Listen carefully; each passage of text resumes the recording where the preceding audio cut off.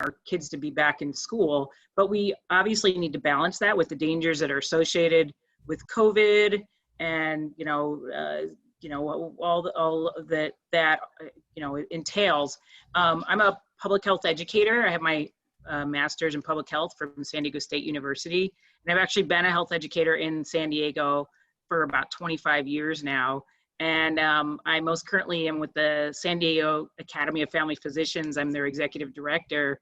So with that group, we provide a lot of medical education to physicians throughout the county, and so that they can most effectively treat their patients. And so we have a lot of physicians that I work with that are on the front lines. And a lot of these physicians are also working with county health. They're the medical experts that are helping to make these decisions. And that's who we need to be deferring to. This is not something that the school board, can, as Dr. White-Hurst-Payne was saying, we're not in a bubble. This is much bigger than we are. This is an international pandemic.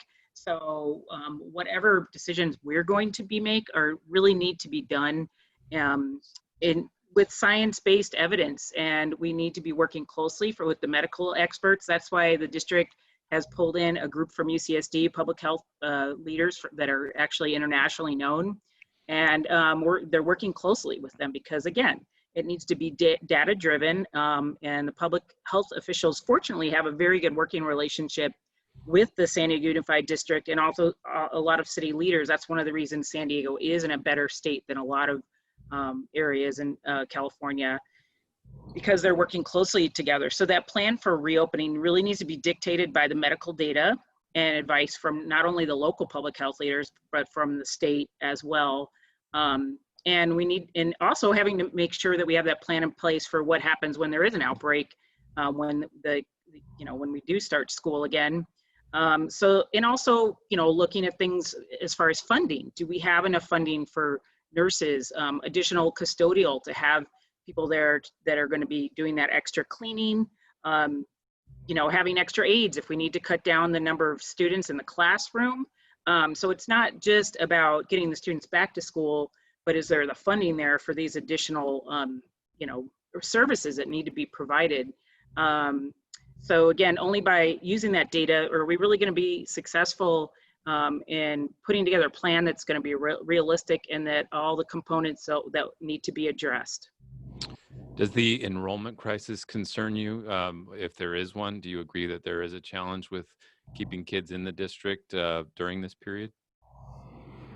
Well, the enrollment crisis is not something, that's going to be a long-term problem.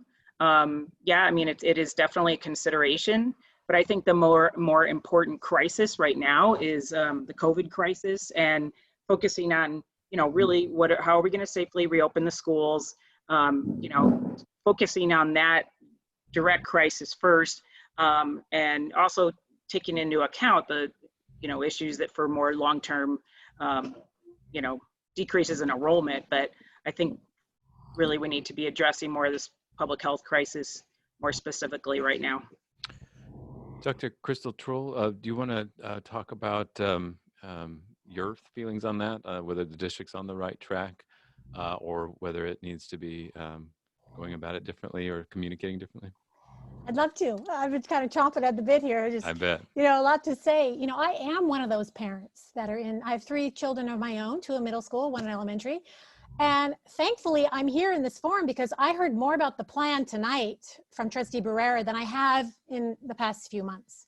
So I think that's one of the fundamental issues. And I think what this pandemic has really exposed, as with any crisis, it exposed the opportunities and exposes the challenges. And for the school district, for San Diego Unified specifically, it's exposing some of the fundamental issues that it just has not been able to get a handle of. And one of those main ones is the parent engagement, the communication, the lack of transparency. A lot of things happen behind closed doors, and then all of a sudden it's sprung on us. Oh, okay, well, this is what we're going to do. And I know the district feels like it really engages the parents, but from a parent's perspective, it does not.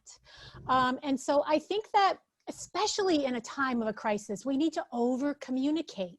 We need to talk and share what's happening, keep people informed, because that builds the trust. And I think the enrollment issue is related to trust. parents and families are leaving the district because they don't trust that the district's going to be able, first of all, provide a rigorous distance learning plan. Second of all, that they're not really going to communicate with what's happening. I get it. It's a big ship to steer, you know, over 100,000 students. I know, but there are processes and things that we can put in place that really communicate. We have the cluster system, funneling information down through the clusters, making sure that all parents are aware of the same thing at all times. I can talk to parents from another district or another school, even here in Claremont where I am. I could talk to a district who's attending, a parent's talking to who's attending a different school, and they don't have the same information that I have. So, and I'm just following emails and Facebook posts. And so, you know, I think that there are some real fundamental issues that our district really needs to address in order to be on the right track. Yes, of course, everybody wants their child to be back in school. Not only the health and safety in terms of the COVID, but there's a lot of issues socially and emotionally. I mean, at the board meeting last night, I was almost to tears when one of the comments was that their child tried to attempt suicide because they just need to be around their friends. And that should not be happening. We need schools, we need to provide options. We need to provide options for families who are comfortable to go back to school, and we need to provide options for families who want to stay and do distance learning, and we need to do both well. So I think for me, I'm just frustrated that this is not communicated, and as a parent, I am not communicated to.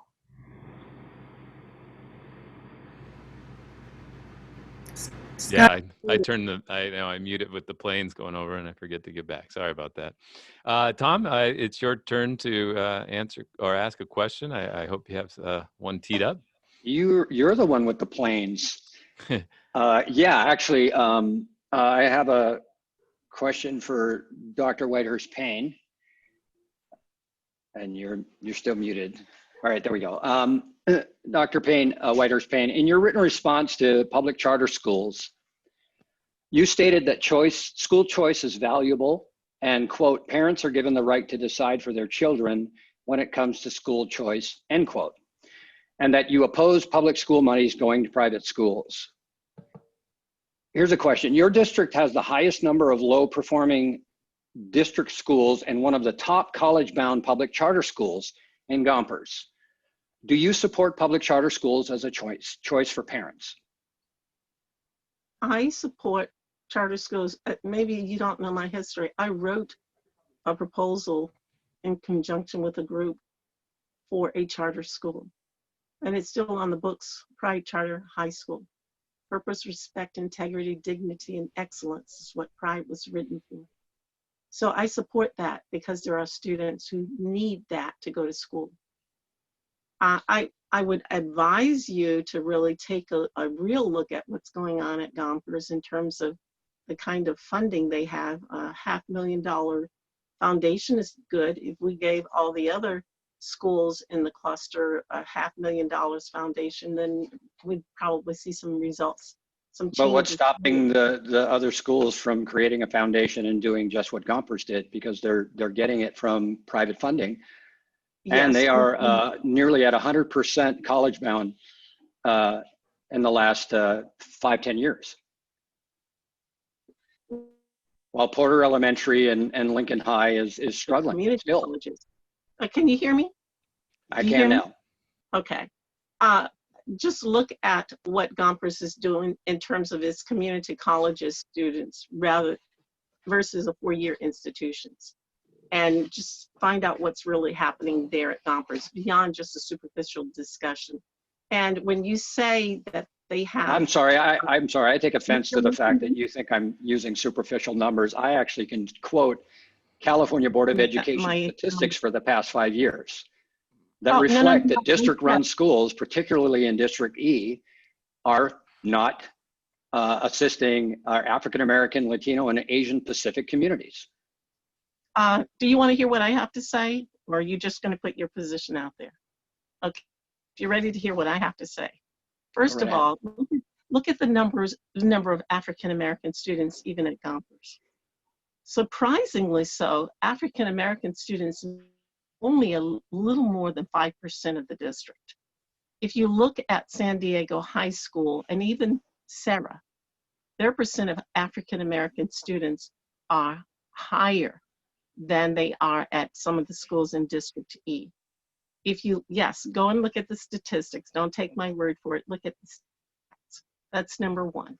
Number two, if you look at the fact that at Gompers, they have a lot of students going to a 2-year community college also. And that's a model that we as a district have been pushing for all of our students because we feel that they're not getting enough K-12. So they need to start doing more community college, especially right now during the pandemic time. And then you mentioned the business of the $500,000 foundation. Well, they have a lot of non-community members who are assisting in that endeavor. And for the schools like Morse, Lincoln, etc., they have not been able to pull that kind of support, including Crawford, to get folks on board who are willing to spend $500,000 to give them a foundation or support a foundation. So I think that if you want to just globally say, well, the district schools are not doing well for African American, and especially in District E, I would advise you to go really, don't just take the superficial talk. Again, it's not superficial talk. Well, You can look at the Tom, California Board of Education. Look Tom, at you're not a candidate here. Let's. Yeah. And is this let's what let this the is candidates about? make the points. Is this what this is about? Because I'm telling you, take a look at the African American population and see how it has gone away. And I'm not convinced that it's all because of schools. I think there's a significant group in the community that they won't get a good education, and that once they go to college, they won't be able to go to college first when they can get scholarships from Lincoln or the President's Scholarship at UCSD. So the story has to be told throughout about what's really happening at these schools. Dr. Richmond, do you want to respond? Well, I think it's interesting that the incumbent mentioned the Chancellor's Scholarship Program at UC San Diego. I have been sitting on the Black Academic Excellence Advisory Initiative committee for several years. And one of our challenges is, even with all of the scholarships that we do offer, which I'll admit are not competitive compared to some other institutions that are private, we're not able to get the yield that we would like in terms of being able to admit and educate local Black students. Part of the interest for me in this whole thing is most of our discussions go back to the fact that the work that needs to be done is beyond just offering scholarships, but actually offering support before it even comes to that point, so that when they're ready to graduate, they're also academically prepared to get admitted so that they can take advantage of those opportunities. But in terms of the actual question that was asked, I do support school choice. In fact, I was a magnet student when I was in San Diego Unified and went to Gompers for computer science. It was under a completely different type of leadership. It was a district school at that time. But it's very, very clear to me throughout my life and that of my children that the academic environment, different children have different needs, not only in terms of special needs, but in terms of academic opportunities, school culture, socialization, and how they're going to be supported as an individual student. And I would not want to deny any student the opportunity to thrive in an environment that's designed to meet them with opportunity. I'm glad that you mentioned that about the choices, because I was around to help put together the program that you went through at Gompers. I've been in this district, so choice, all of those programs, I'm very familiar with them and was involved with the math department, Vance Mills, Katie Barnhill, and that whole group to put programs together like that. That when the Carlin case came about initially, we had 23 schools. We do not have 23 schools at Gorey now. So there's been a tremendous amount of work that's been done to ensure that all of our students have opportunities in this district. That was the purpose of the VEEP, the Voluntary Ethnic Enrollment Program. That was the purpose of the choice program of magnets, so that we would offer different opportunities. Now the legislators have passed the charter legislation, and that's why now students are going to charters. This board has been a very supportive board of charters. In fact, Mr. Barrera's son graduated from a charter school. So I think we've demonstrated that we're not anti-charters. That is not our goal at all. And we put in interventions to support. We're working on additional interventions to support our students.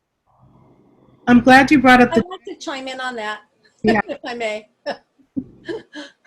Let's do one thing. I want to broaden this out to the rest of the group. About choice, let's start with Richard, actually.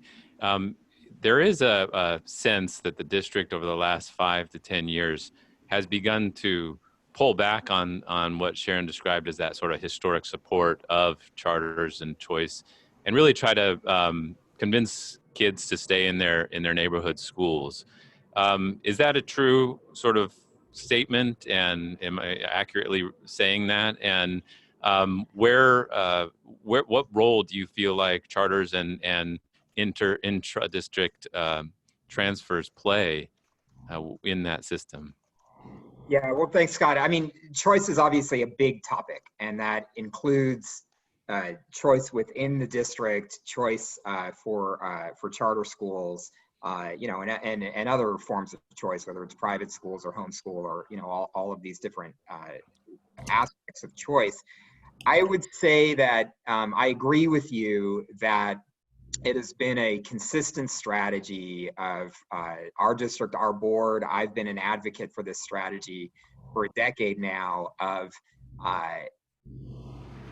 trying to identify the neighborhood school as a school that should provide a quality choice for parents.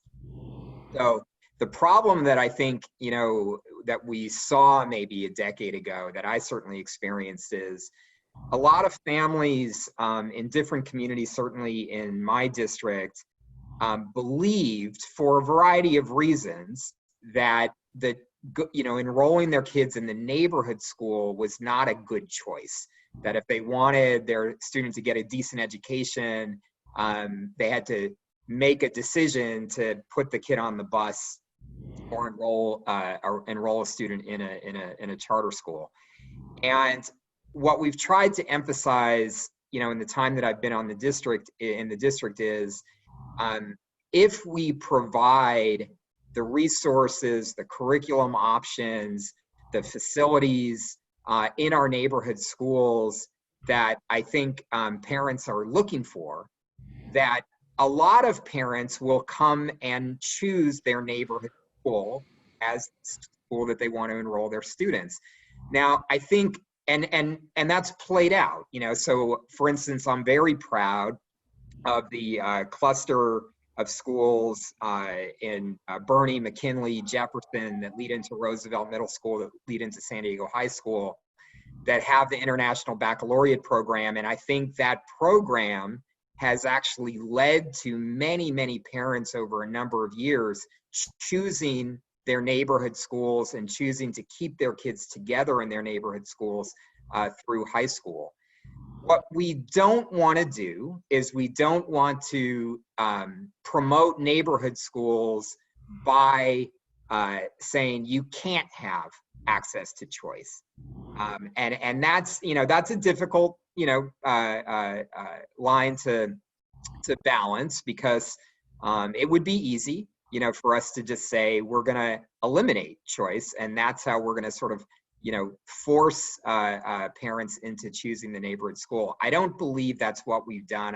That certainly has not been our intention, but our intention has been to promote the neighborhood school as a school that can provide quality choice. One small example of doing that is when parents, you know, enroll in the choice program, when they're interested in potentially choosing a school outside of their neighborhood, we do ask them to visit their neighborhood school before they make their final decision. And because we do think that there always has been, and increasingly so over the past several years, a lot of great things going on in the neighborhood school. And if you just go and visit it, at least that's going to enter into your decision making. So promoting neighborhood schools as a quality choice is certainly a strategy that I will always advocate. But we try to do it in a way that doesn't restrict choice, for parents for other. All right. Who would like to jump on this? Sabrina? Yeah, I'd like to jump in. Thank you for that. So yeah, echoing some of the things that have been said, I absolutely support choice within the district as well. When I was growing up, I went to public schools outside of Chicago, and both my parents were public school teachers. And, but we had the neighborhood school and there was Catholic school, and that was it. So I was absolutely, a product of the public schools, which I'm very proud of.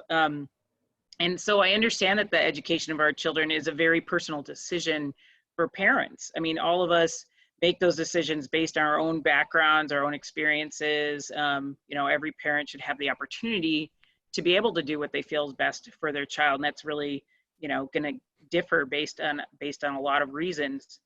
But along those same lines, I also support charter schools. And I feel that if they offer innovative alternatives in order to complement traditional community schools, rather than just being simply a parallel system that is offering them identical programs, because ultimately that's when we're draining funds from our neighborhood schools.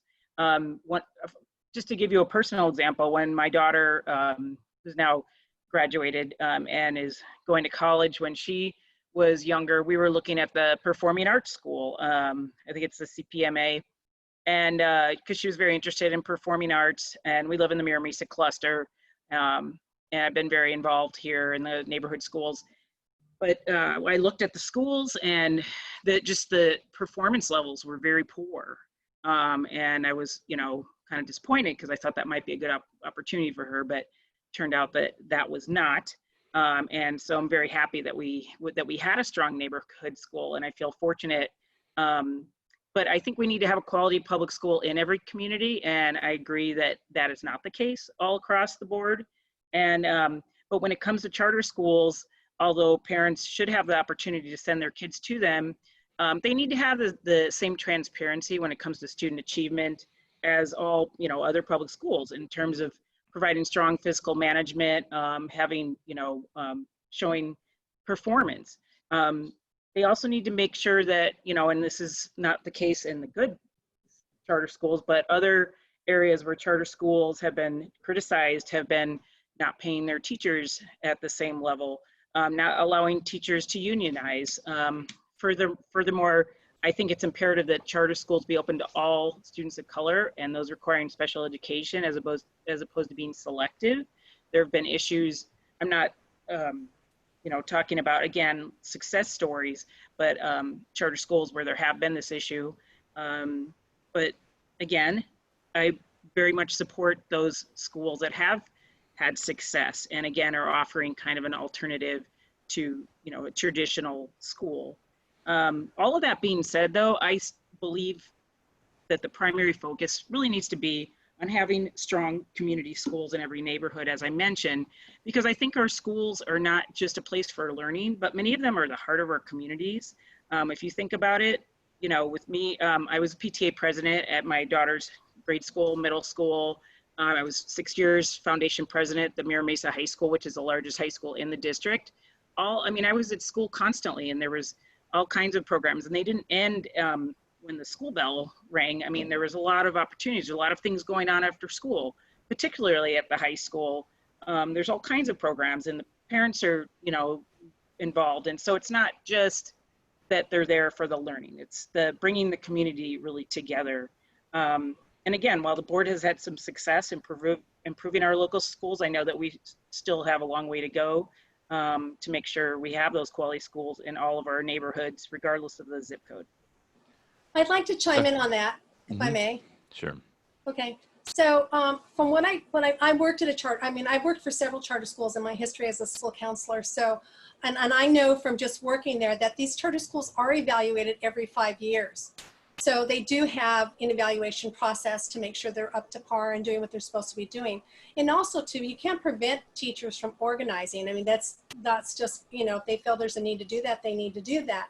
But also too, in a bigger picture in all this with, you know, having, you know, I work at the graduate level and I also work at in community college. So what I'm seeing, and this is why I feel that the schools need to, there's room for improvement, is because I'm seeing students coming into higher ed and they're not prepared. So why do we spend all this money on scholarships if they're not prepared to go into college? Obviously, what's not being done is they're not being prepared for K-12 level. So, you know, that's what I'm seeing. So I'm seeing it firsthand as a counselor, working in various positions at a counselor, that these students are not being prepared. And so whether they're Hispanic, African-American, Asian, whatever, you know, it just depends on what school they're at. Or the counselor ratio in many of these schools is like 300 or 400 to 1, you know, students, so to 1 counselor. So students need specific direction and support. And so in order for a student to be successful, they need to have the skills. They need to be able to move forward throughout their career journey. So Dr. Trull, how's that going to happen? I'm sorry? No, I'm sorry. I thought you were rounding that out. No. Go ahead. So, I mean, from my perspective, that's what I see. That's what's sorely lacking. And yeah, neighborhood schools are great, but these neighborhood schools are going to provide the needs for the populations that come into these schools to support them along the way, whether it's special ed, ESL, whatever. These schools need to provide these things in order for these schools to be populated with students. So, you know, it's all about providing support for our students so they can be successful and to go beyond. Dr. Trull, do you want to address this too? Do you believe that the opportunities for choice are available as they should be and adequate? So, you know, a lot of things have been said about choice, and I want to be clear that, you know, when we talk about choice, it's a matter of choosing between a traditional district-run school or a publicly funded charter school, which has its own governance process, its own entity. It's almost, you know, like it's its own organization. So I believe that parents absolutely have the right to choose what learning environment works best for their child.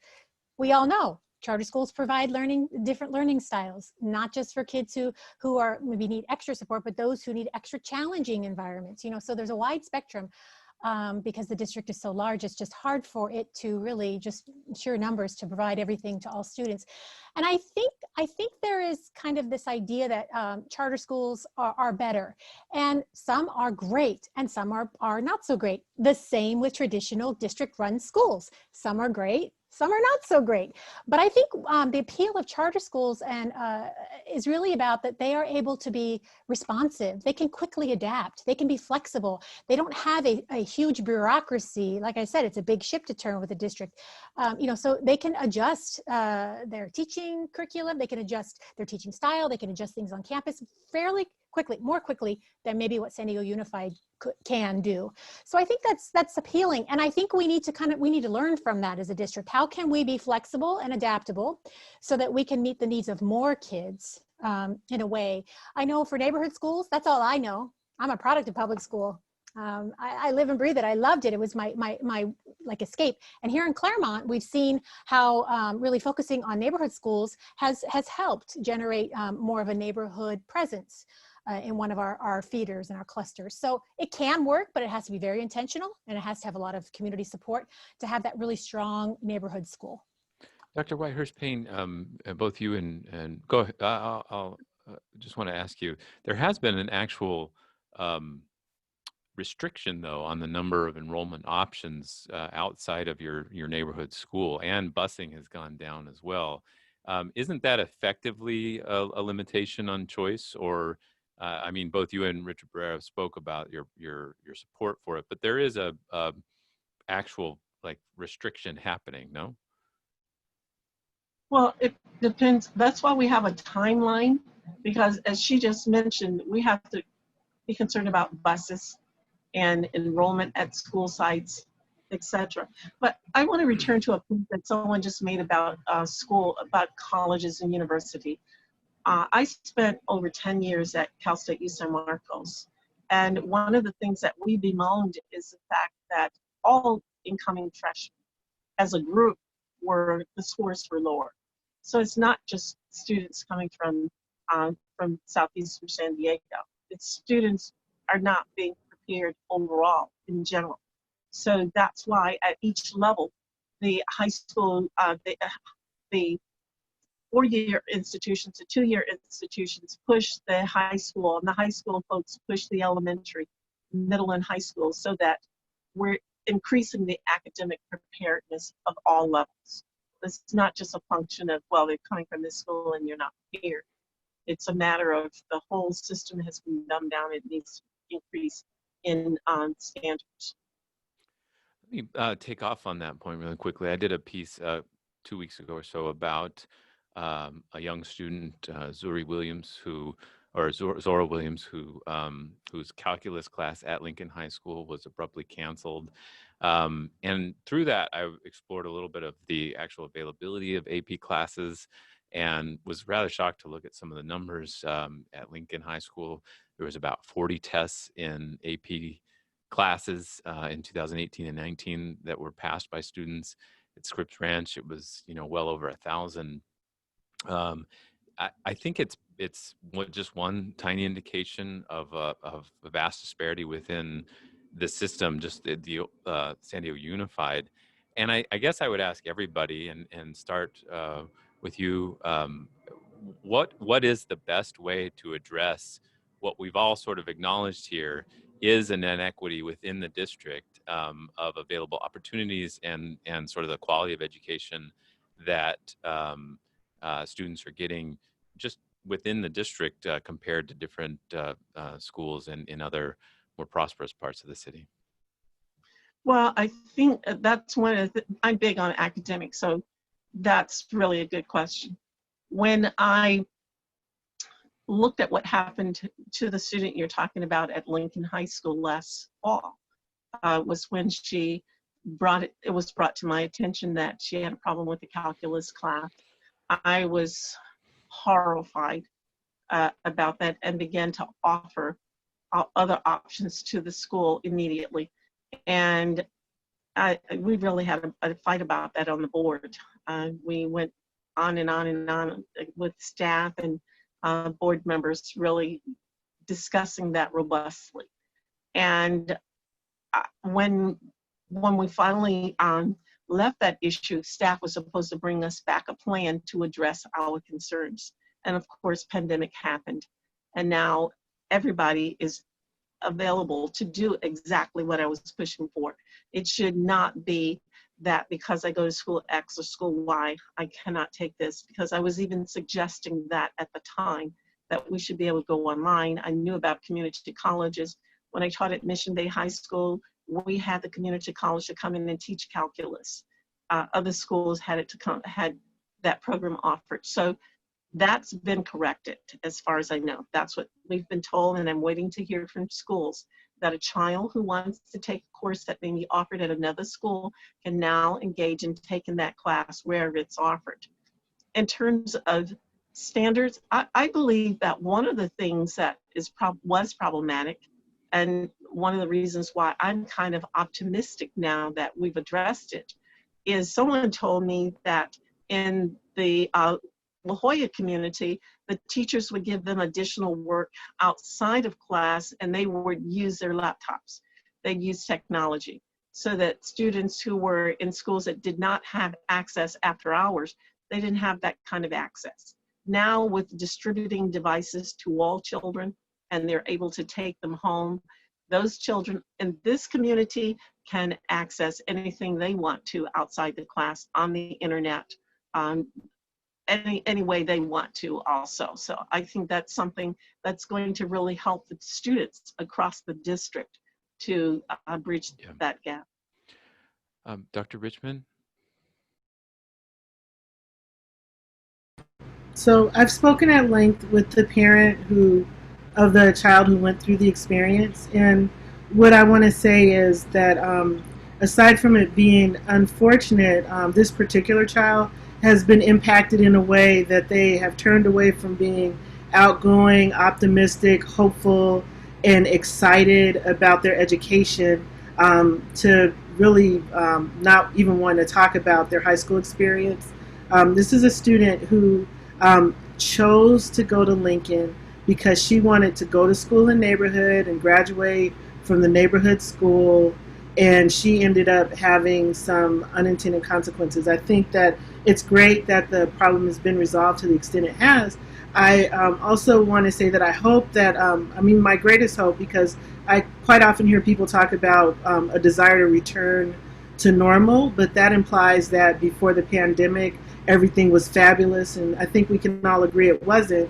My hope is that this is a lesson learned that'll move forward and not just be something that we do during a pandemic response, but we look at ways to increase and leverage technology and a variety of other options in the future to make sure that advanced coursework is available, whether it's AP, IB, or the International Baccalaureate program, or if it's community college classes, because there have always been options, and I'm really sorry that this particular student fell through the cracks, and I hope that that is something of the past. I know it's not something that I would stand by to watch. I would definitely be proactive in supporting the family. Dr. Trull, do you want to, I'd like you to address that you're in a different area. What's the priority in your mind about the achievement gap and about the inequality of opportunities at different schools, and how would you address it? Mm-hmm. So for District A, it's University City, Mira Mesa, and Claremont, and we're a microcosm of what's happening in the whole district. Half of our population qualifies for free and reduced lunch. And our demographics really mirror that of the entire district. So even though I think a lot of times people consider our area to be maybe somewhat affluent, we have all kinds of student needs, and we have inequities here too.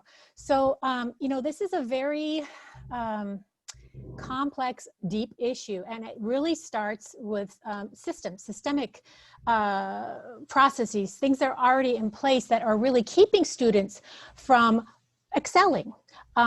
I absolutely agree. If any student is capable and wants to take an advanced course, they should be given the chance. I love that we have the virtual options now, which opens up a lot more opportunities.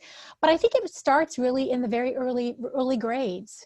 At that very beginning level, developing that love of learning, identifying strengths in students, working with them, regardless if they're white, black, or a child of color. We need to really not differentiate. We just need to really understand that what we're doing right now is really keeping our students of color, our black students, really on the sidelines, and it's not right. So we can't see all students succeed unless all students have to succeed. It has to be addressed. And unfortunately, we don't have enough time really tonight in my little few minutes to talk about all of the things that can be done, but there are a lot of useful tools and approaches out there. And I think what the district really needs to be is they need to be intentional. The ethnic studies, okay, great, that's a great start. We need to do a lot more. It has to be part of our core values. It has to come from the top all the way down to the bottom. We have to insert these opportunities at every grade level and ensure that teachers and staff are on the same page in terms of wanting to see that outcome. And I think Standing Unified really needs to identify what is that outcome. In the nonprofit world, we talk about a theory of change. Where do we want to see ourselves? What do we need to get to? And how are we going to get there? And what are the steps we need to take? And be very intentional and incremental and strategic about these kinds of efforts. So it's going to take a little time, but I think if we're intentional, that's what I'm committed to being, is intentional to ensure that all students have this ability to succeed and to really help them in this area. Hey, I want to chime in and just say that we've passed the halfway mark in the forum, and there are a lot of questions that are being asked. So I'd like to get an opportunity to throw some general questions out there from the audience and maybe give each candidate a minute or 30 seconds to respond. The first one comes from Emily Diaz. It says, too often, parents of children with special needs have the most contentious relationships with the school. It's no secret that IEPs and the IEP process carry a significant amount of emotion and stress as it pertains to both parents and teachers. What do you think that our district can do to better the climate and the relationships between staff and parents? And I'll start with Ms. Bazzo. So, Yeah, I didn't get a chance to answer that last question too, but I think some of it. Oh, would you like the opportunity to do that before answering this Yeah, one? I'm just going to make one point about what we were talking about before, because I think it was a great discussion. As a public health educator, I believe we need to look at the whole child. So if we're, if a student is not performing well, I mean, we all know as parents, if our kids are not, are sick or not feeling well or something's going on, they're not going to be doing well in school, whether special ed, whatever it is. So I think we need to look at the bigger picture rather than just from an academic or an IEP, what's going on in that individual's, what's going on in that family life, what's going on, what kind of community do they live in, do they have support systems, those kinds of things. And I know one thing that the district is doing is a pilot, which I think is very hopeful in the Logan Heights area, where they're looking at this and it's a program that's going to be launched starting, and I'm sure Richard or Sharon can speak more to it, but for parents that are women that are pregnant and going all the way through 12th grade, and it's including people that are just going to be there from a community perspective, incorporating the parents more, having more of those resources that are available in all parts of a student's life, rather than just why didn't you get an A on this test kind of thing. So I think in looking at this issue, as well as a lot of the issues that we're dealing with, we need to look at that whole child, concept. And I was also going to say, with regard to, special ed, we have a lot of, very, the special ed that are at the very high end of the needs spectrum for special ed. And there's not the funding there. A lot of the special ed, I was at one of the last board meetings before we couldn't go to them anymore. And the special ed, teachers were, frustrated because there was cutbacks, but there's just not enough funding for them. So I think part of that also is with regard to the resources and funding available. And I'm getting messages, sir. Thank you. Same question, Mr. Barrera. What do you think that our district can do to better the climate and the relationships between staff and parents? And try to do it in a minute.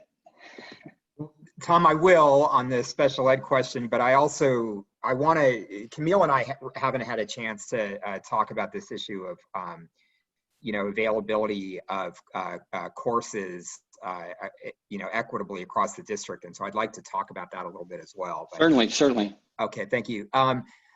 Look, and then Camille. Yeah, thank you. In terms of special ed, so the district has been going through a process, actually from before I came onto the board in 2008, and the entire time I've been on the board, that's attempting to move towards an inclusion model, attempting to not segregate students with special needs, and to have a universal design model where students with special needs in the same classrooms with the same teachers and with the same curriculum as all other students. And that is a very difficult process. It has been a very difficult process. And I'm sorry, did somebody need to mute? Yeah, so I'm sorry. So, but part of, at the core of a successful, move towards inclusion is that all teachers need to have the professional development to work successfully with all students. And that's true with students with special needs. It's also true, by the way, with students who are English learners. It's true, with students who are classified in a lot of different areas. And frankly, I think the history, not just in our district, but in a lot of, the public school system across the country, is that you identify a student and believe that they're an anomaly, and then you move that student out, you kind of push them out, take them out of the classroom to work with an expert. And that was wrong in the 70s, when maybe, a quarter of the students in the district were students of color, where we had much lower percentages of students who were English learners, other categories. But it's a crime today, frankly, because there is no anomaly. A student with special need, a student who's learning English, a student who's in poverty, that's our district. So if we, continue along this sort of mentality that we're going to pull kids out of the classroom to go work with, an expert, we're missing the point that if we're going to fully help all students realize their potential through a public school system, we've got to invest in the professional development of all of our teachers. That, by the way, is the absolute core of what Cindy Martin, our superintendent, believes in. It's the strategy that she helped develop and helped implement, leading Central Elementary School, maybe the most diverse elementary school in our district. It's a strategy that she has focused on and invested in maybe more than any other strategy about the professional development so that all teachers can work successfully with all students. There's been pushback against that strategy, and we've experienced it in the time that Cindy has been the superintendent, but we have stayed the course with that strategy because it's the only way that we can get to full inclusion and the idea that public education is actually, for all students.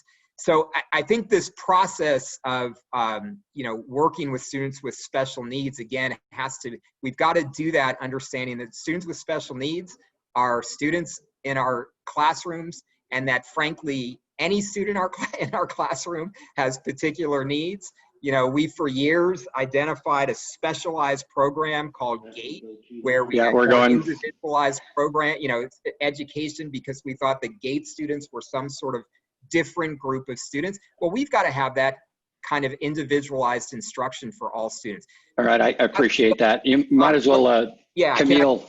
Can I talk about, so look, this issue of, providing equitable access to classes across our district, when we look back 10 years ago, in 2009, we passed a policy that we said the A to G curriculum will be the graduation requirement for all students. And believe me, we had major pushback against that strategy from people who are essentially saying, we don't believe all students are capable of passing the A to G classes.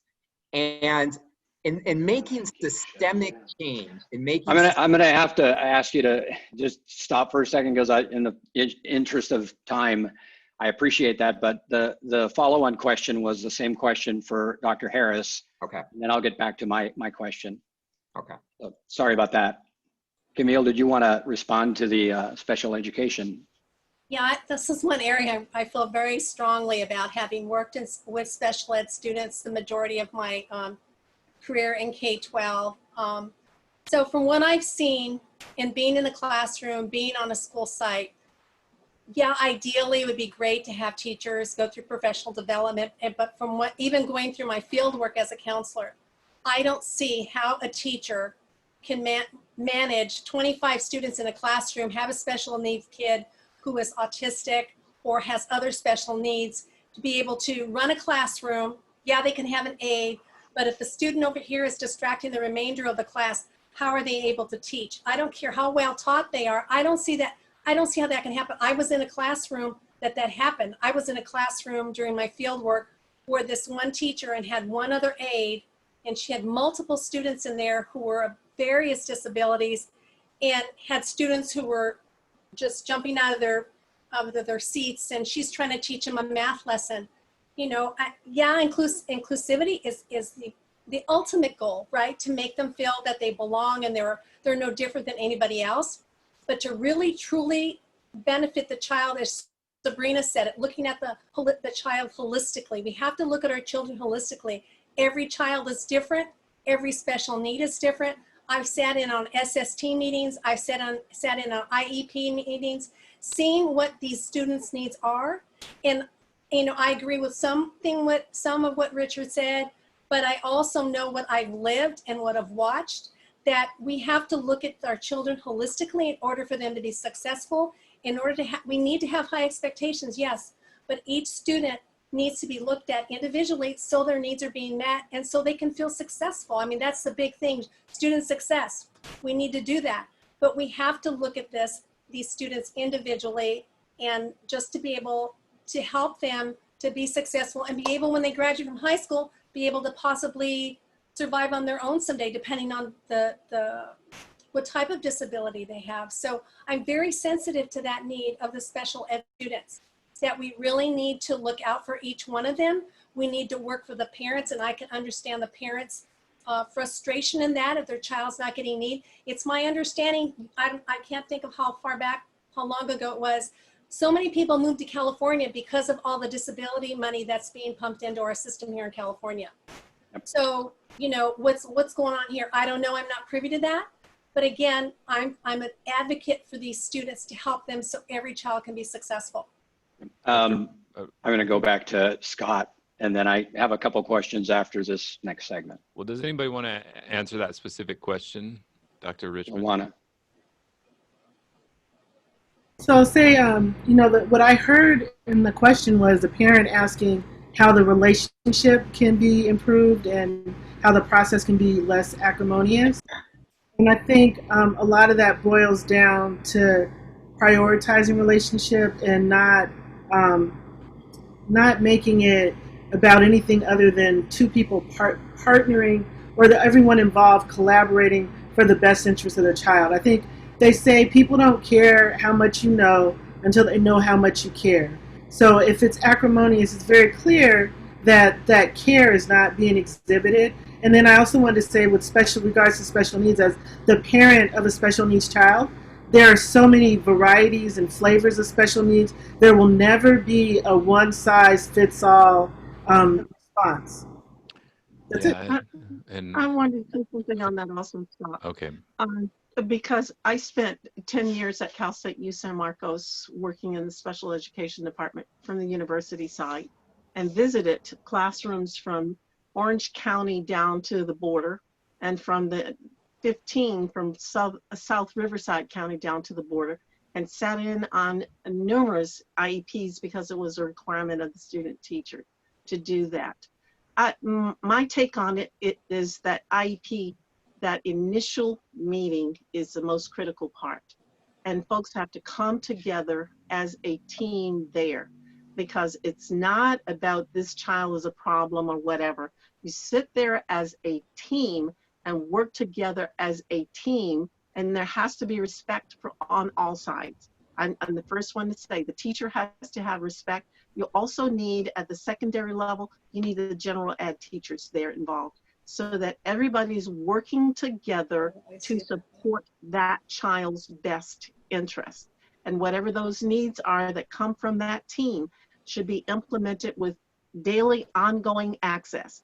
If there's something going on, there's a problem, then you need to get back together as a team, and or to the medical people or whoever it is, to ensure that that child has the best successful opportunity to make it work. Did you hear me? I did. Yes. Sorry, my daughter had an update for me about the Padres. All right.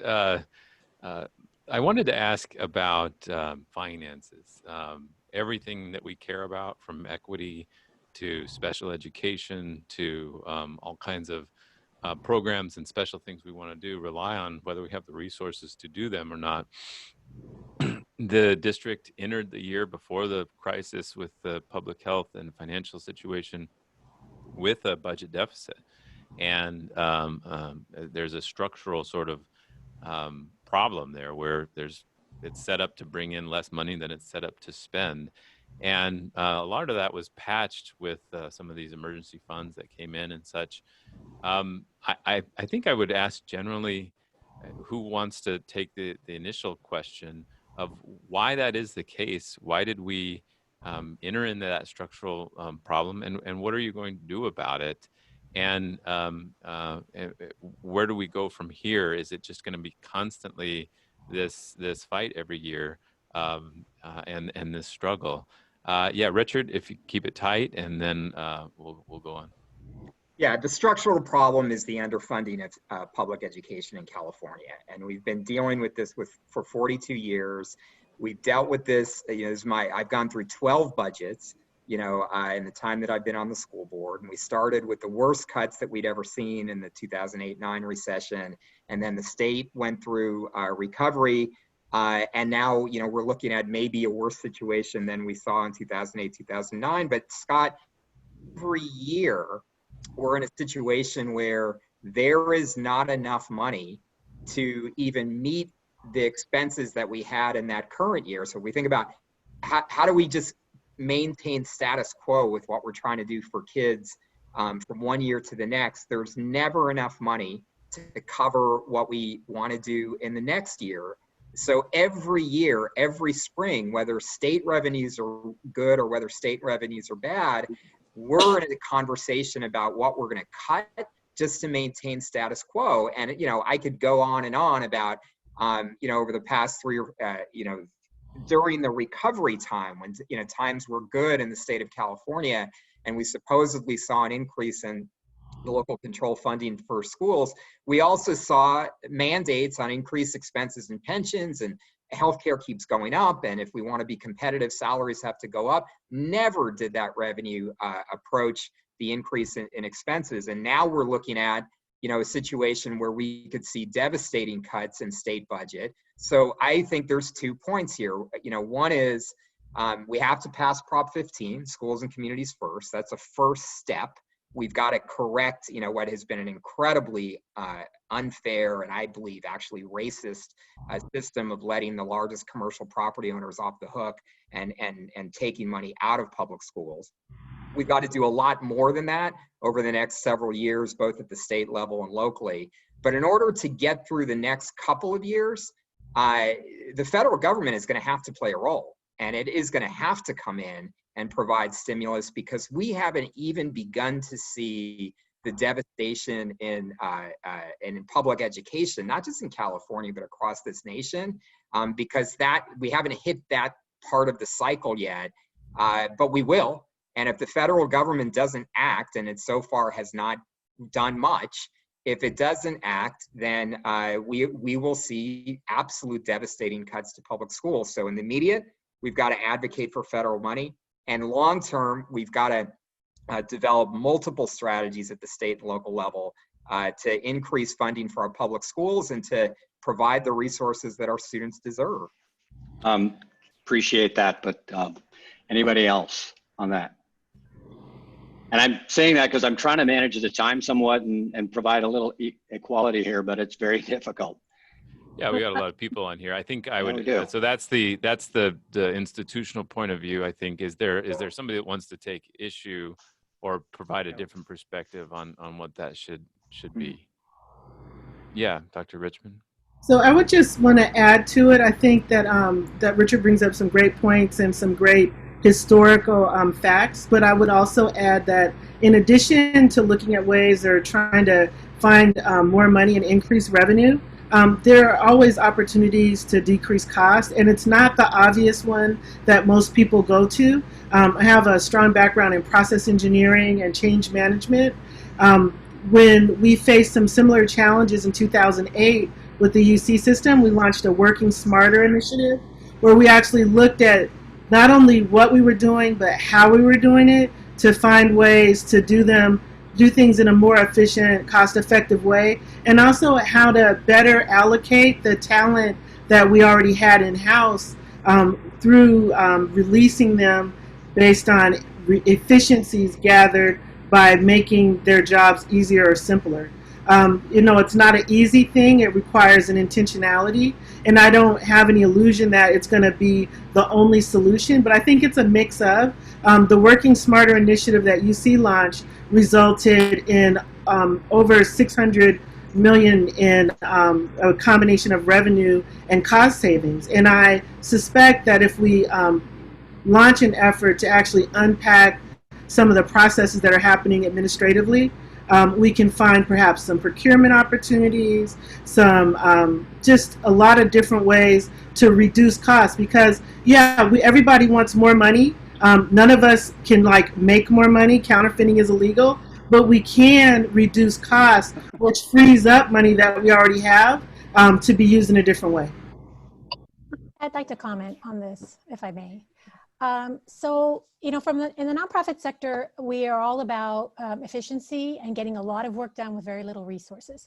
When we talk about resources, it's not just about finances, it's about the human resources, the physical resources, the intellectual resources, and the finances.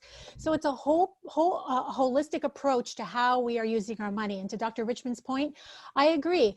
Talking about cost savings, talking to the people who are actually doing the work at the school sites. They have the best ideas sometimes. And I think oftentimes the district relies on itself to make all these decisions in a vacuum, but this is an opportunity to engage our stakeholders in this process. We are facing a severe, I call it a fiscal cliff. You know, if we don't get all that extra money, what's going to happen? Well, this is a wonderful opportunity, and the pandemic is presenting this, as it does, to really engage the stakeholders and get everybody involved in this, so it's a collective decision about a shared sacrifice. How can we work together, educating families and community? This is the budget, this is what we can do. I have tried to find budget items, account line, chart of accounts, what's involved, and I just can't find this stuff. So it's educating the public what we have to work with. It is our jobs as leaders to make tough decisions, but we can't make those decisions in a vacuum. We have to work with the community to make sure that we can stay on track and not fall over this cliff. Scott, I really need to put something out here. When Dr. Richmond talks about the universities and colleges and how they did all these great things, I happen to be on a foundation up there at Cal State U San Marcos. And look at the percent of public funds that universities used to get versus what they get now. Significantly decreased. The year that I was on the foundation, Cal State U came online and needed a dorm. The foundation built the dormitory and gave it to the university down the road in a shared agreement. A lot of the monies now are coming from the federal government and grants and other areas in grants. It's not just public monies. When you talk about K-12, you don't have that kind of access to do things like that. So you need to be sure that you understand the limitations that we have in K-12 in terms of the requirements through the education code, etc. Can I just related to how you can how you treat children? But it is a fact of the matter that I know for a fact that foundations and other nonprofits related to campuses found ways to support campuses, so that now, although CSU used to get a lot more monies from the public, from the state budget, they do not get as much monies as they used to because they have monies from other entities. Can I just address it, just because I just need to rebut this, because I didn't say anything about relying on revenue enhancement. In fact, the Working Smarter initiative that I referred to, the majority of the fiscal impact came from cost savings. Of the $663 million, $426 million was cost savings from changing processes. Can I share Sure. something at this point? Let me. Yes, please. Oh, yes. So with regard to the budget, so I also agree that this is an ongoing issue that is, you know, it's been going on, like Richard said, for over 40 years. And, you know, I think it's important to make sure that we do whatever we can to approve a balanced budget. And looking at things like early retirement, other kinds of natural attrition, and keeping cuts away from the students, I think is what's going to be most important. But with that being said, you know, again, it's been a chronic issue, and California ranks in the bottom 12 states in the country when it comes to how much we spend per pupil on our public schools. And so I think what some things the district has started to do, which need to continue, is to work more closely with other urban school districts and going to the state, going to the federal government, and really working together, and, you know, really driving it home that we need to increase that funding. And I also support Proposition 15 So, but that being said, I just wanted to share really quick the some things that I have done personally. We instituted when the pandemic hit. We wanted to make sure, we wanted to do something to kind of help out the students that were being hit the hardest. And so I talked to the principal at the Mira Mesa High School. We worked with the elementary schools, and we instituted a tutoring program targeting those students that were being hit the hardest and struggling the most and did not have the resources. So it's a completely volunteer program. We started with about 2 or 3 kids at the high school, high achieving students that volunteered, and about 2 or 3 families. And we're now up to we have about 25 tutors, and we've reached almost 50 families in terms of helping them with online learning.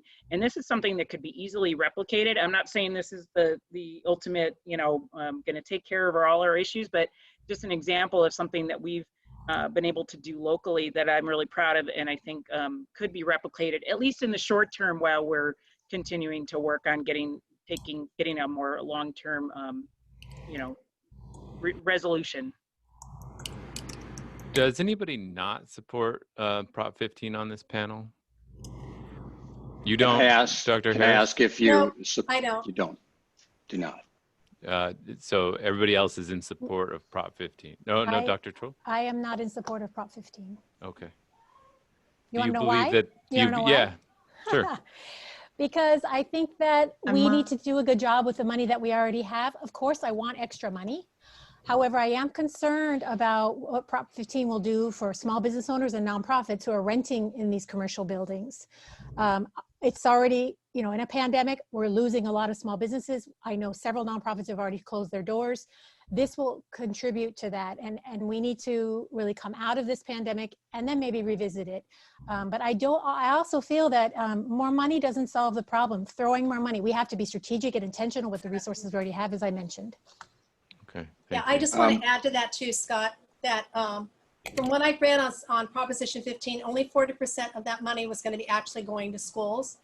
So again, I believe we need to start look at where we're at now and do an audit to see where we're at, see where the money is going. We need to work smarter with all this.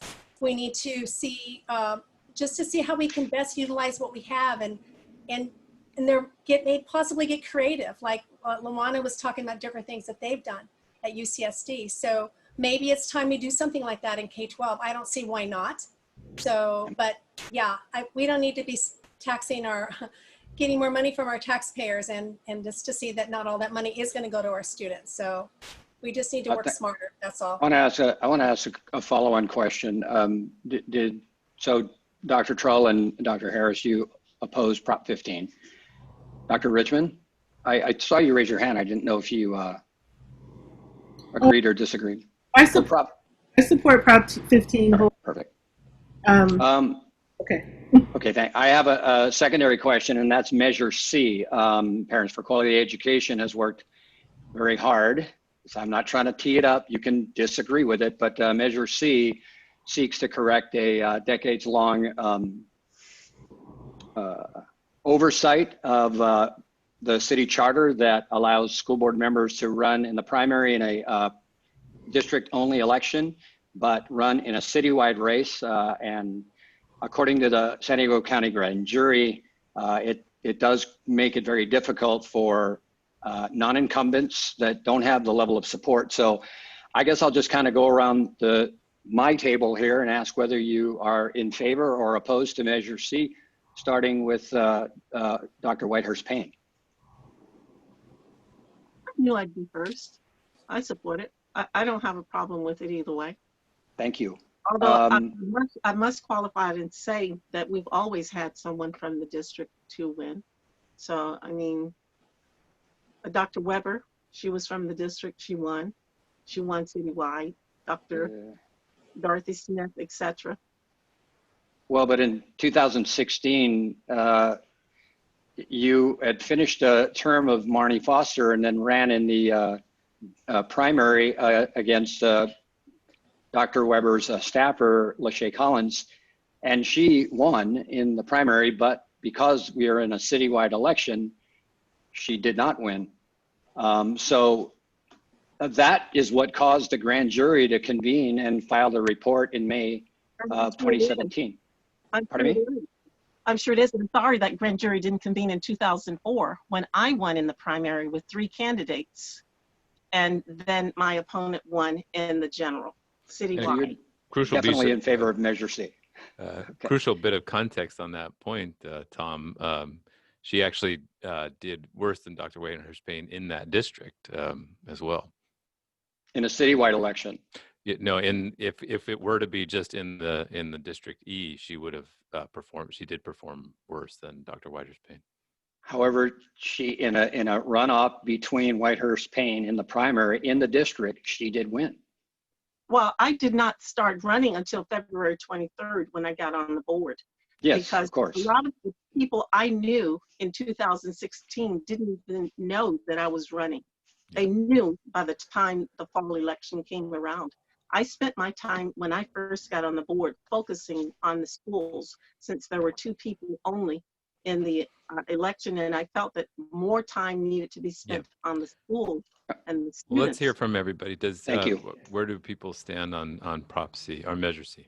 Mr. Barrera?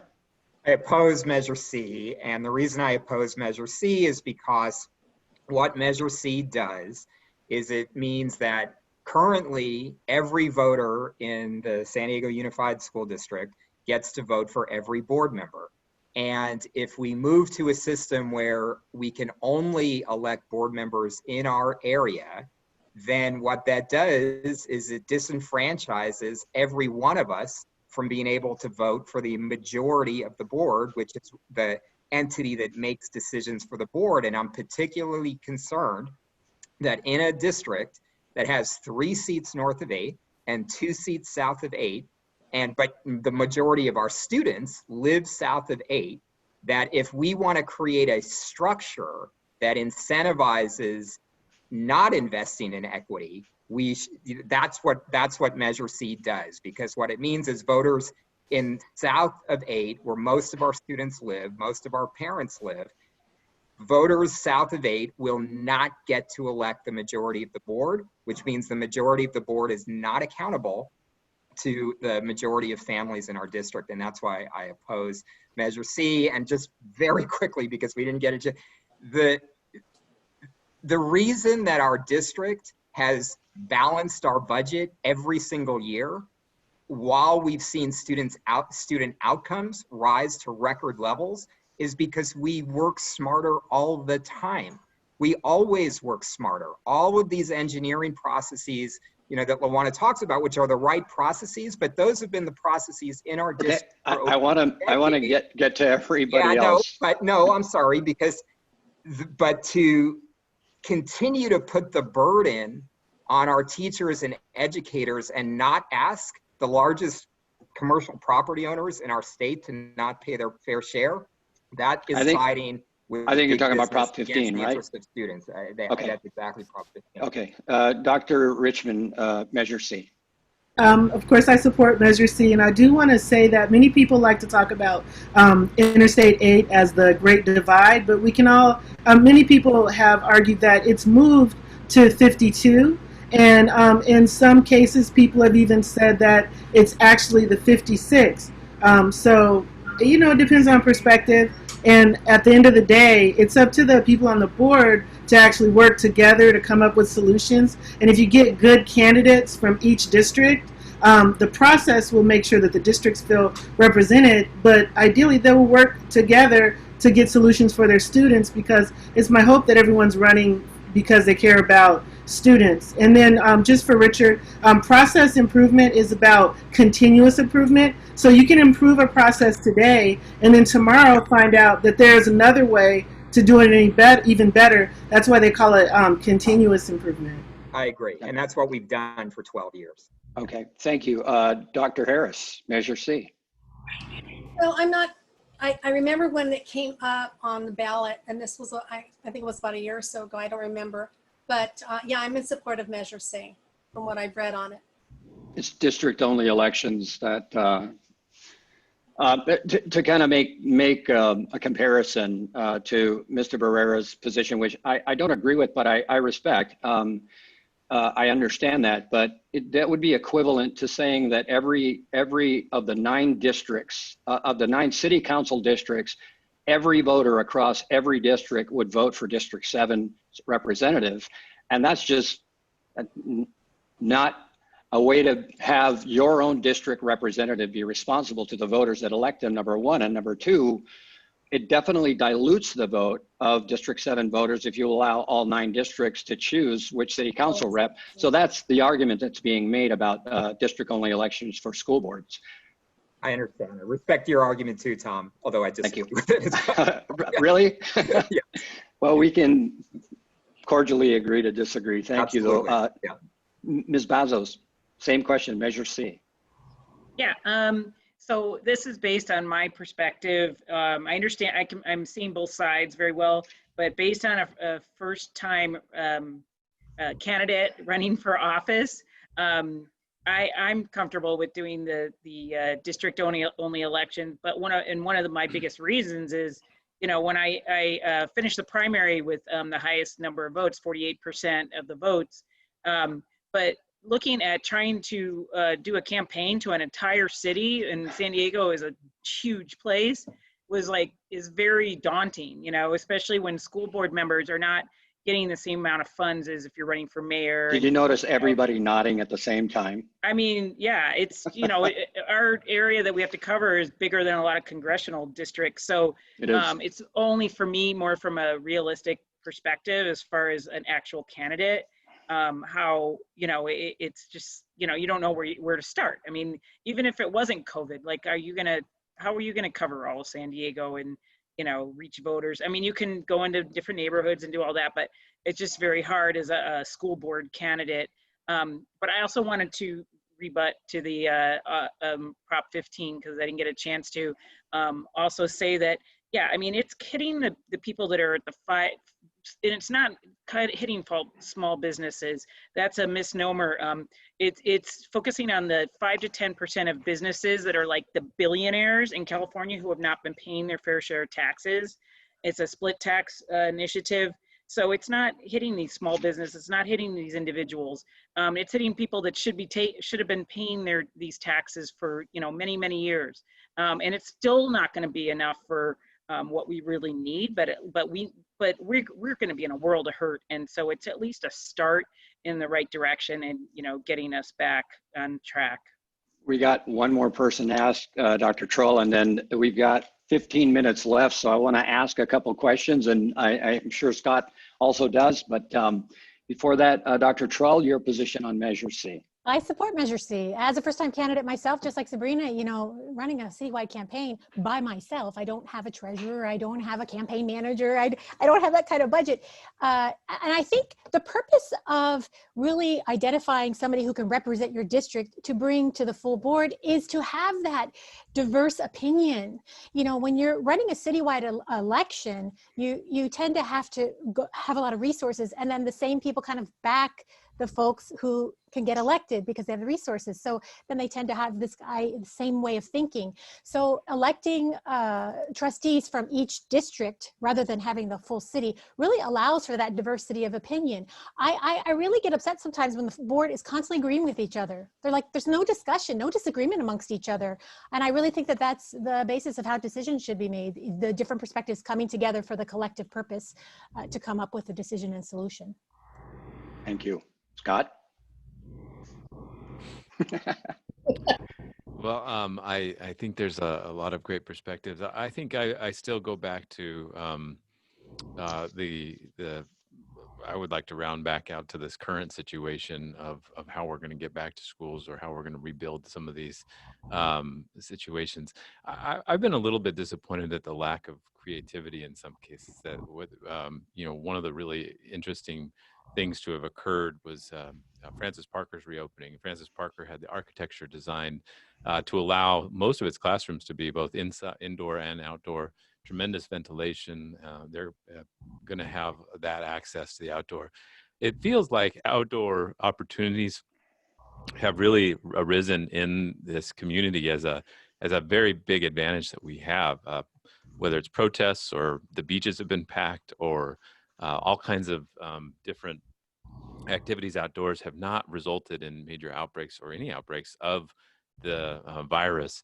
I'm curious why outdoors haven't been more of a factor in the school relaunch, reopen planning.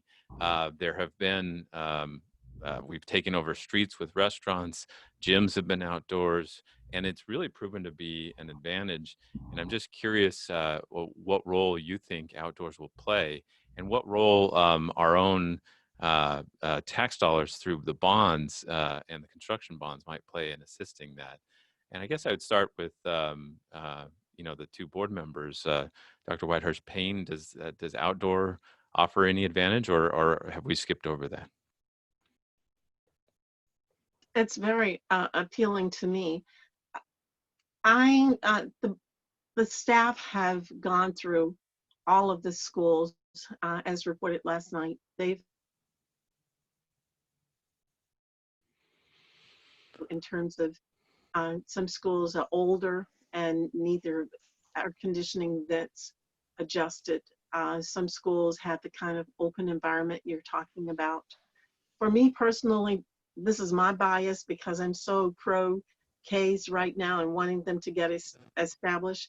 I would just bring all of them back and put one class in the cafeteria, one outside in the courtyard, and one in another large place, because I want them back and established.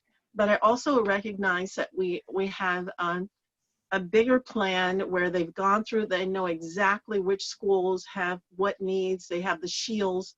And so the plan, Mr. Barrera, can you tell us when you guys going to let them go? Richard. You guys, us guys. Yeah, no, so look. That was under a minute, by the way. Thank you. That was under a minute. Outdoor is very much a part of the planning, but it's individualized, for each school. And the real issue is ventilation. And this is what our facilities people have been working with people like Kim Prather on, identifying how do you properly ventilate, whether it's a classroom or if you open up outdoor spaces. There is opportunity in our bond measure to create permanent structures that can facilitate outdoor learning, and that will be a part of the plan.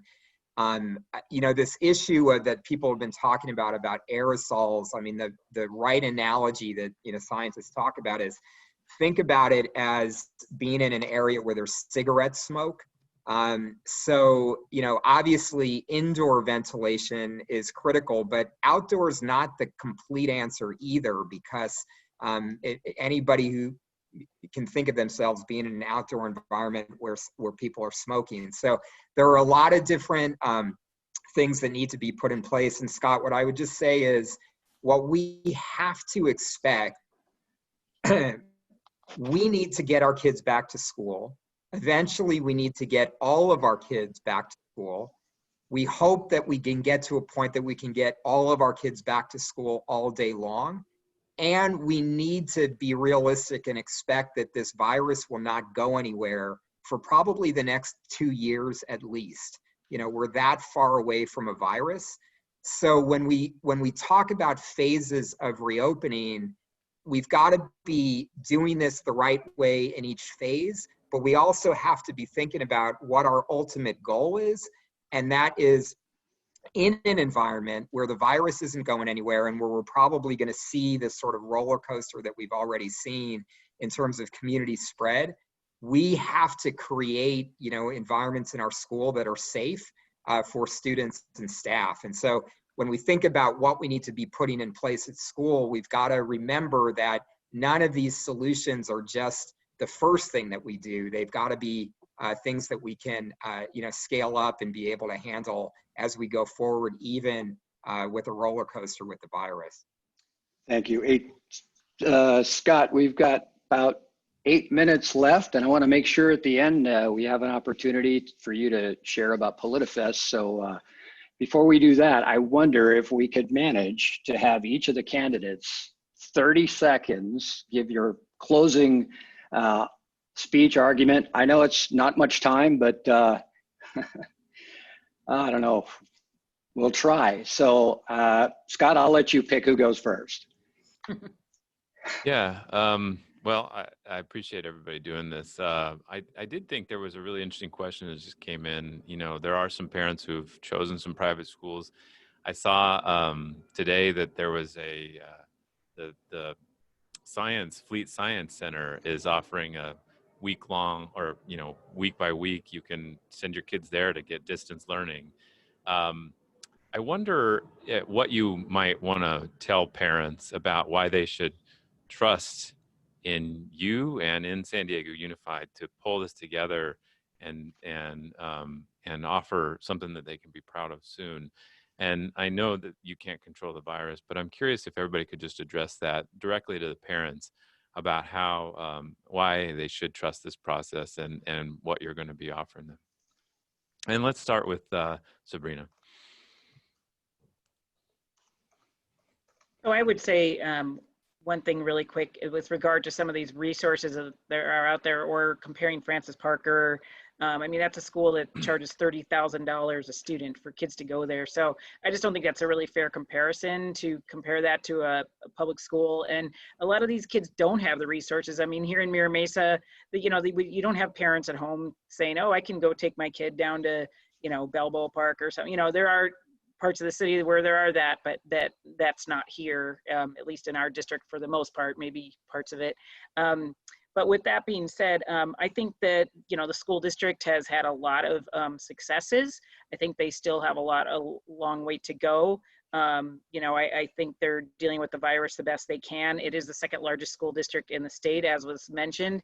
And, there's going to be a lot of challenges, but I think they've shown that they're making the way forward, and they do have a lot of resources, and they've been able to provide those to students. And I don't know that it's going to be better anywhere. I mean, I guess if you feel that strongly to put your kids in homeschool or something, but I mean, if you place yourself like say in LA or San Francisco, I don't know. We're all in the same boat, I guess is what I'm trying to say. And I think San Diego Unified has a strong track record, and I think we just need to keep pushing forward and working together to do the best we can for our kids. Let's go to your opponent in the race, Dr. Trull. Thank you. So, I could talk about all my background and skills and how I bring, the right skill set. But really, I think for parents, what they need to know is that I am a parent myself. I know exactly what parents are going through. And I don't just bring that parent perspective, I bring a leadership perspective. I have the ability to have creative ideas and thinking outside the box, and it ruffles feathers. It's not something that will be, easy to do, but I'm a creative thinker, and I don't want to waste this moment. We cannot waste this moment by continuing business as usual. We have to take this opportunity to really rethink what we're doing and how we're doing it, and is it in the best service of students? This is a moment like no other. And I have a vested interest in our schools. I myself am a product of public schools. My own children are in public schools. I am a longtime resident of San Diego, been here since 1976. I have no plans of going anywhere. So I have a vested interest in these kids to be the future leaders of my community, making decisions on my behalf. I want to make sure that they're equipped. So parents, I just want you to know that I'm in it for the long haul, and I'm there with you, and I want to engage you in collaboration and bring you into the conversation. Thank you. Great. Dr. White-Hurst-Payne? I'd like to say that in the spring, just before we ended, our decision was, let's bring them back. Let's bring all the children back. And then we started getting all the reports, and in all good consciousness, I just could not at that point in time say we will bring them back regardless. So we've tried to be thoughtful. We've tried to be considerate. When you have a food service worker at one of our elementary schools passing away from COVID, he wasn't involved with our students now, but when you have real people who are experiencing this, and our children who know these folks would be upset about that, then you have to step back and say, what can we do in the best interest of everyone concerned, especially the children? Where I have the turmoil, and I've talked about it, is I feel for those children who really need that support outside. That's students to come back and work at the Earth Lab, and things that we can do going beyond. We have the Elementary Institute of Science working with our children, whatever we can do to help them, and as quickly as possible bring the students back. But I don't want to jeopardize their lives or anybody else's lives, because once you're gone, it doesn't matter to you. And I'd like to keep everyone here safely and learning. Thank you. Thank you. Dr. Richmond? Oh, you're muted, ma'am. I'd like to start by saying the definition of insanity is to keep doing what you've been doing and expect to get different results. We live in a moment when adversity and the opportunities it presents beckons us to all rise above ourselves. An opportunity like this in terms of moving education forward and identifying ways to better serve our students may not present itself for another 100 years. I spent time in foster care systems and group homes. I became a teen mom and a single parent. I found my way into community college, eventually transferring and getting degrees from San Diego State in business, master's in information systems from National University, and my doctorate in educational leadership from UC San Diego and Cal State San Marcos. I have 15 years of experience in financial and business systems, planning, analysis, and development, and I serve as an organizational development manager where I use my training and certifications in operational excellence and change management as a certified project management professional. I've been a parent of children in San Diego Unified. I've been a student in San Diego Unified, and I've been an administrator in a university interacting with students who came from San Diego Unified. I realize that there are a lot of opportunities, and I'm ready to meet them. And I want to be your partner in the solution. I am not, even with all of my education and experience, I am not standing here saying that I know all the answers. I want every voice to be heard and to engage in partnership with all of the people, the teachers, the students, the parents, and the community members as looking forward to bringing solutions to our community, not only for the pandemic, but moving forward in the years ahead, because we need to make sure that our students are graduating as prepared critical thinkers, whether they plan to go to a university or be an entrepreneur or engage in some trade or anything else. There are jobs that don't exist yet that we need to prepare our children for, and I'm ready to be your partner in that preparation. Richard? No, thank you, Scott and Tom. And, again, I very much appreciate Lawana, Sharon, Crystal, Sabrina, and Camille, for these discussions. Everything that we've done well over the last decade in our district has been because we've brought people together and we haven't waited for somebody else to solve our problem. So we got to the highest graduation rates in the history of the district, the highest graduation rates and the highest college eligibility rates of any large public district in California because we came together, set high standards for our students, worked together, did the hard grinding work to get there, and we're significantly ahead of where we were, and we're on the path to keep growing. That's how we will approach this pandemic. The guarantee that I can, continue to give to all parents and to all teachers, everybody, is that we will always focus on safety first. We will always be guided by science, but we won't wait around for people to give us the guidelines. We went out together with the teachers and sought out the panel from UCSD to give us clear direction, and that's how we move forward to be able to be entering phase one. We are not going to wait for a failed federal government to come in and solve our testing problem.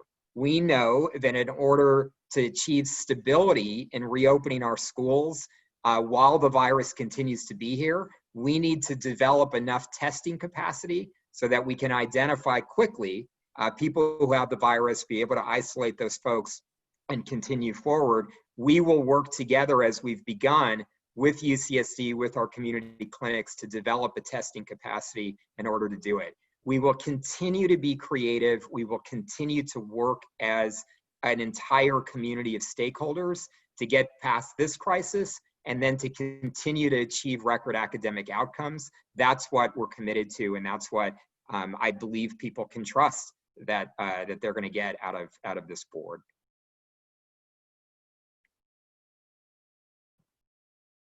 And Dr. Harris, sorry. Thank you. Okay, so probably I'd like to start off by saying is that my concern is I want to engage parents to see how they feel about this. I mean, that I'm sure, I mean, everyone is concerned about this pandemic. It fluctuates. We're hearing different information. Where is the solid? I mean, it fluctuates from one week to the next. I heard a new version of it today on, I think it was on NPR, how now they're understanding it differently. So, and the big thing is to have our children be safe. That is my biggest concern, is having our children be safe.